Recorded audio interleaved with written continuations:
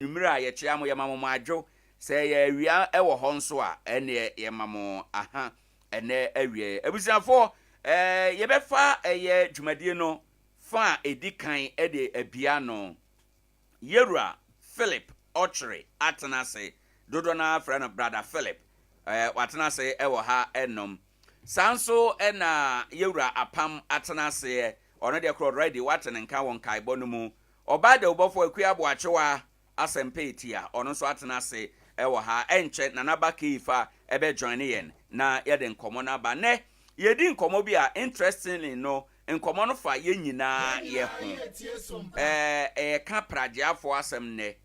menka na ne bone so se wo ma ye bone bia na menteme ho ase bi asi kumase pragiafo any city authorities ntam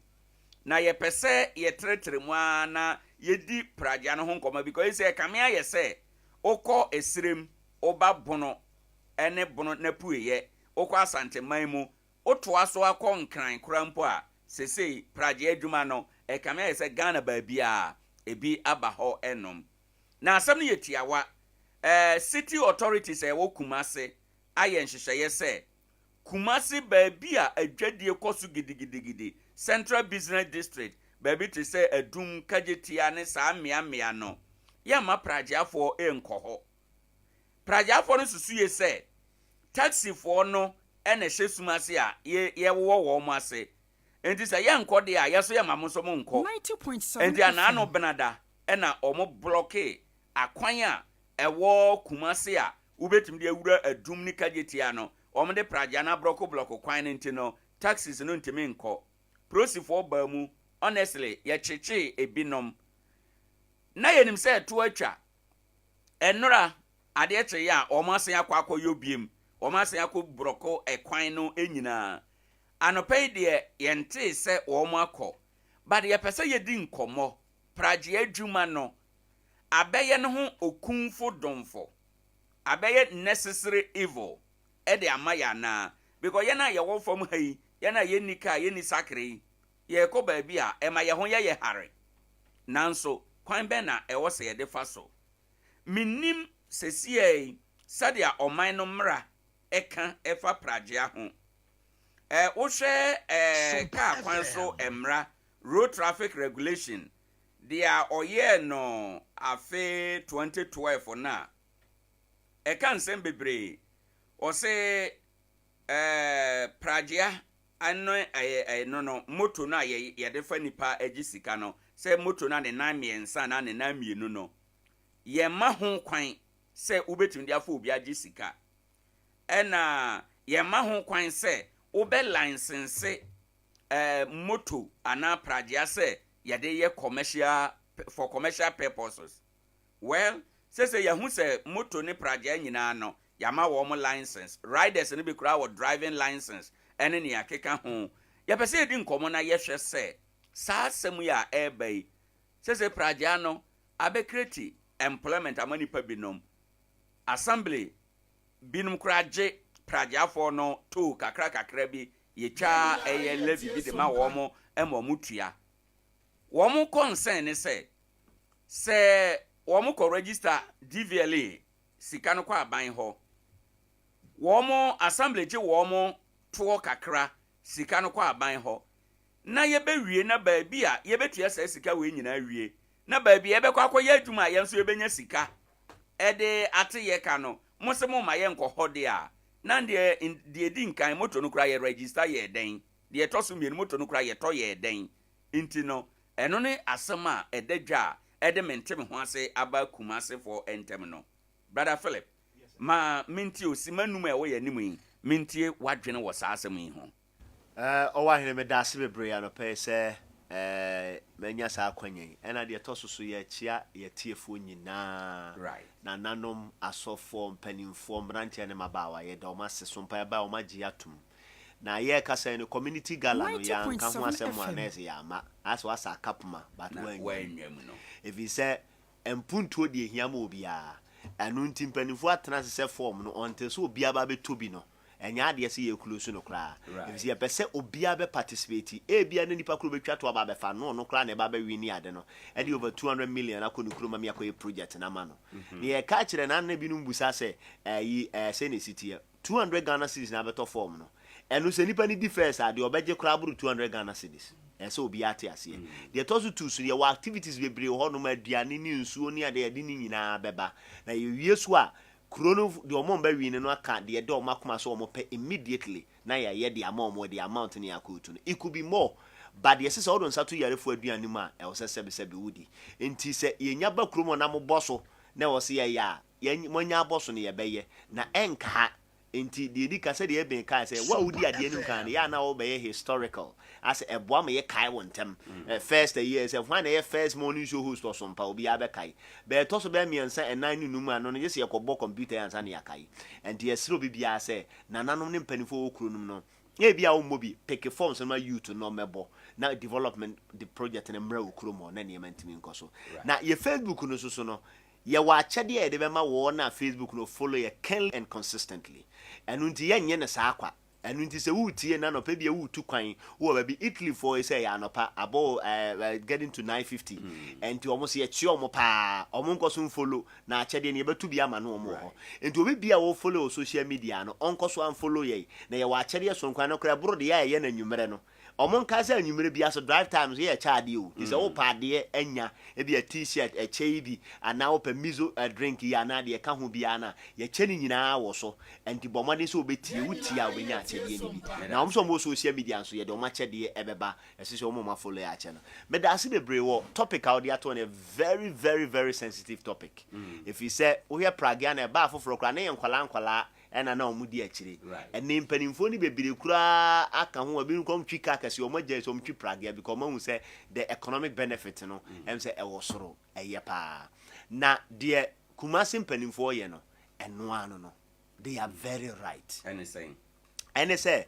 pragia wo hwe state ade ne wo no kura na ye was certain rules bi we nsi allow mo faso because Owoahene pragia de we city no say ehun accident ba eye serious na eye kete uni sa no emframa kura timi body mu ode pagya de ne to twene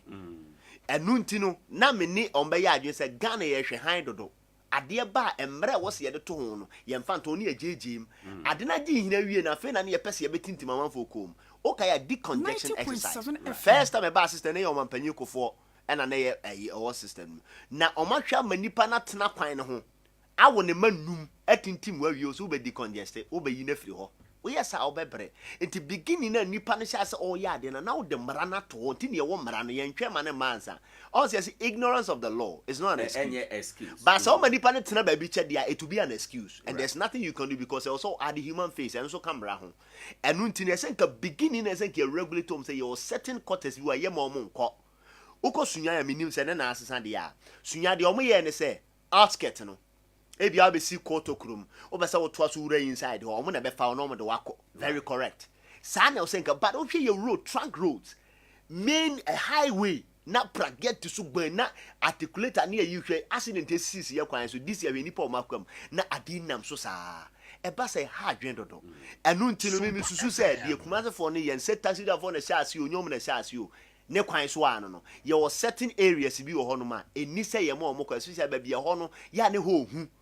the di kan ye ho hu enye say bia mo be block on because they are making money more than the taxi driver no but bi ho hu they all have be bro mo no it is better see be you mafro because one hwe ya wo nipa nkwa no ye ha say ne yanwini nipa na ama abrofo no ko mani hwe ye no abrofo nipa ho adwene wo mutirimu pa do hwe nchirima omo ye bi so omo plans ko omo do omo draw ko achiri say ya meni nchirima no benya ba ye de nyina ne se benya bibi e bedi ni sika nko sesia empremu no very wrong enu ntino pragiafo ni ti a emre bia ye hye bia ne ye hye de apom ho ban eni nipa wo for bia wo de wo mpa wo nkwa but ye maami onu akodwuma oba afa na de ne pragia no oba beku no sebe o da bi ye mpene enu ntino one said ye wo ka no oka be for regulation. Everything in Ghana is regulated. Obi using a private car. Oko register. O say tua yi na mutu ani nyina wotua bi. Enti sa oka say nunti ene yenye ya. Omo no se kokota. They know say omo register as private and as commercial. no matter the omoju bia oko yekoduru ono ma na se ye camera na ye be ka no as a private and ye ma enu ntinu eno no nye excuse eh wako DVLA for o mama o license o mama watwitwatwa tone we na o ye ni nti enu ntino e basa na wo so no wo ye se bibia na sebi o mampanyi kro te adwa so no ye wo mre chekere no ndi say ye register in that direction kra nye ba bia na betimi akọ cars no kra yo office we no ura office like I said taxis are not allowed but taxi and register and nti so ye e bia pese regulating ma de so mo ye so mo ni mpanimfo ntena se. Let them give you their empirical reasons. And to Asumudia, you can also do the press conference. In the first place, say you know my no class or my block and no crown was at Tomara. Sadiana why you don't do that because traffic, no now regulating traffic in Ghana. It's a BBS in our Tiasia. It's for the right channel. Next be a press conference. Mon penny for no be engaged. Near the regulation of go Techima do time you know the Bokrono. And in Yama be to a hen and banner say about 10 or Bian Yajumabu. To your places we almost fat into bepem ne highways no new obia where you be a progress who studying here so regulating on Nkoranza baby bia I feel na me hwe under age for under age your certain age be or you don't use the machines say bia obi already be 15 years but we know what pragia almost one drive that is very irresponsible ne the answer motor no team ne ho dey say ye youth ne was ombrance we mu ade ne ye the chain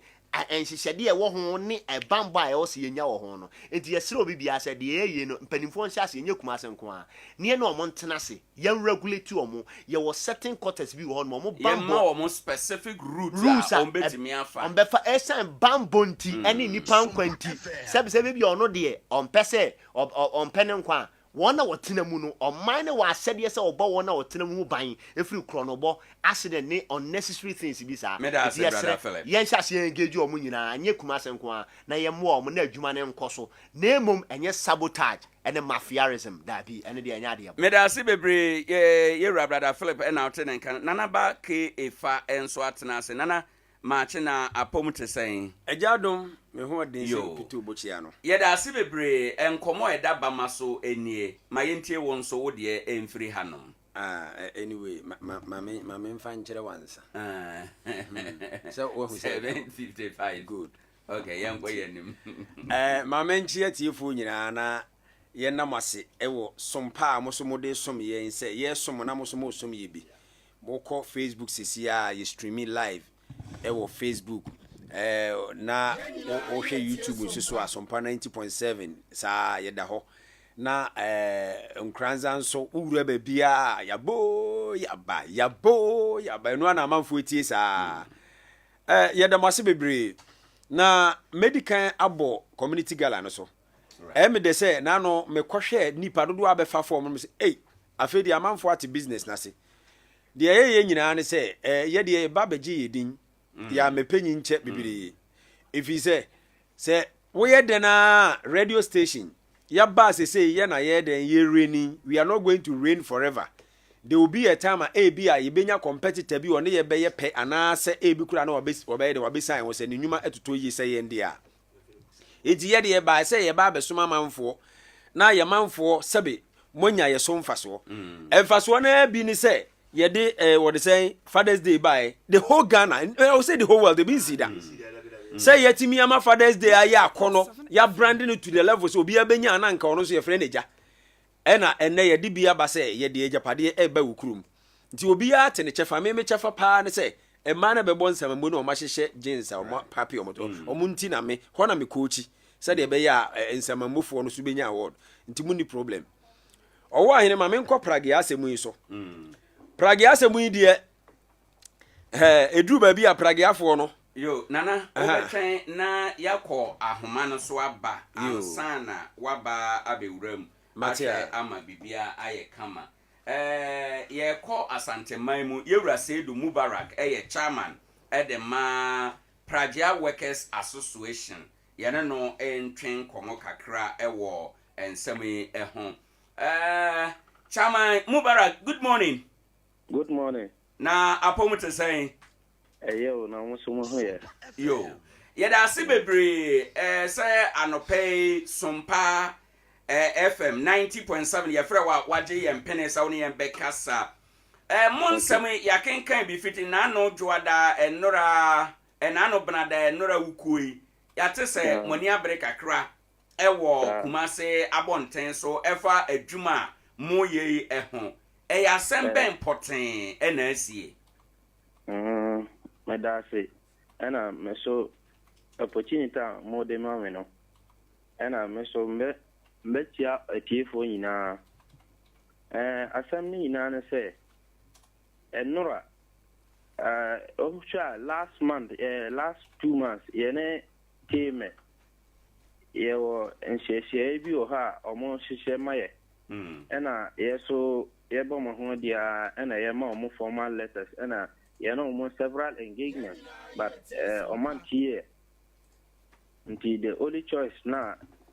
yɛwɔ ho no sɛ yɛbɛ yɛ press conference ɔna yɛyɛ na anora no but we press conference no and almost say ya tisa almost our race course kwan honum no esa ye operation and I say sad ye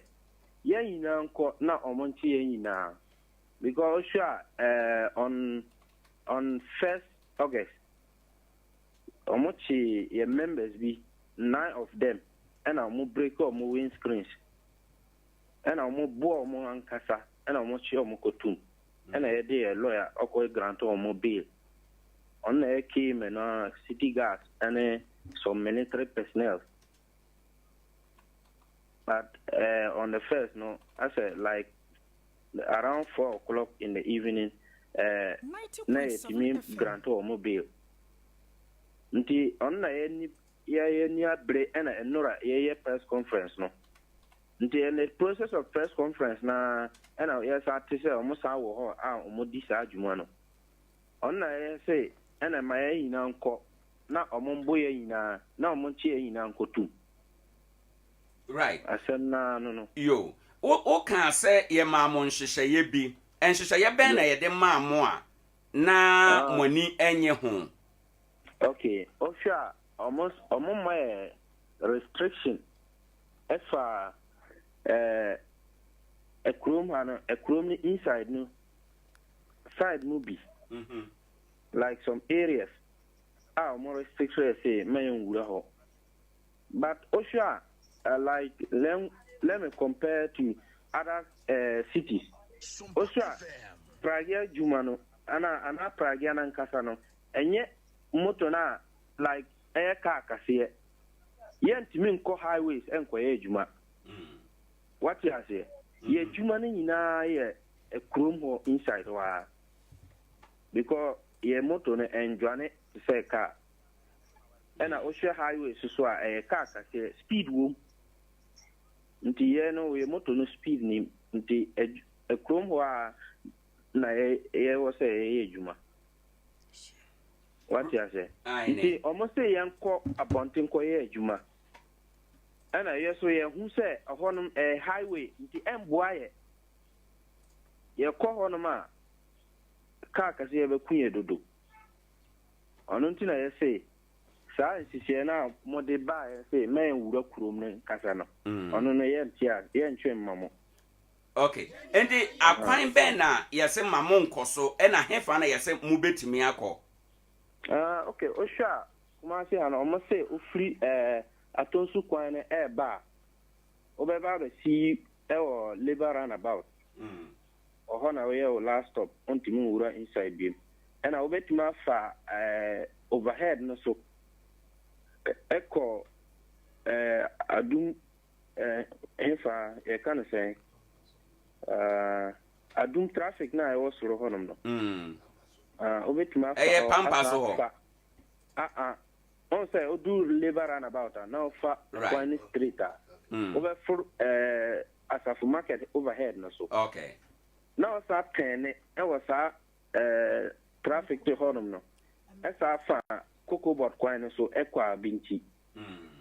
nti on timi ko came side honum right and I offer ahonjo runabout so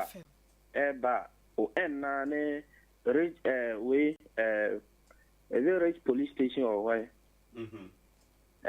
or no and I'll be smart for how no so efa golden tulip coin so a copy you can say the choir runabout.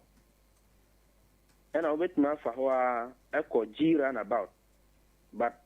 from G runabout no over down who now for Bantuma Quine, so I could pay